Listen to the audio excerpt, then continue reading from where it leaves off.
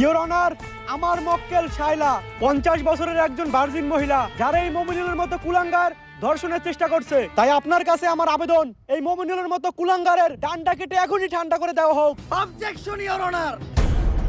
Your honour, আমার মক্কেল মমিনুলের বিরুদ্ধে যতগুলো অপবাদ দেওয়া হয়েছে সব মিথ্যা বানোয়াট। কারণ আমার মক্কেল মমিনুল ধর্ষণের মতো কাজ করতেই পারে না। কেন করতে পারে না? ও কি বাচ্চা খোকা নাকি? না মাই লর্ড, আমার মক্কেল একজন বাচ্চা না, কিন্তু ও একজন ডান্ডা ছাড়া সান্ডা। মানে আমার মক্কেল মমিনুল একজন গে গে গে। অবজেকশন ইওর অনার, মমিনুল আবার গে হয় কিভাবে? তুই কো আমার মক্কেল মমিনুল কি করে? টিকটক আর টিকটক যেসব ছেলেরা করে তাদের কি নাই? ডান্ডা। আর ডান্ডা ছাড়া ছেলেদের কি বলা হয়? গে। তাইলে আমার মক্কেল মমিনুল কি? গে। That's all your honour. Your honour, Mominul তাহলে ওদিন রাত্রে আমার বাসায় কি করতে আসছিল? কথা তো যুক্তি সম্পূর্ণ।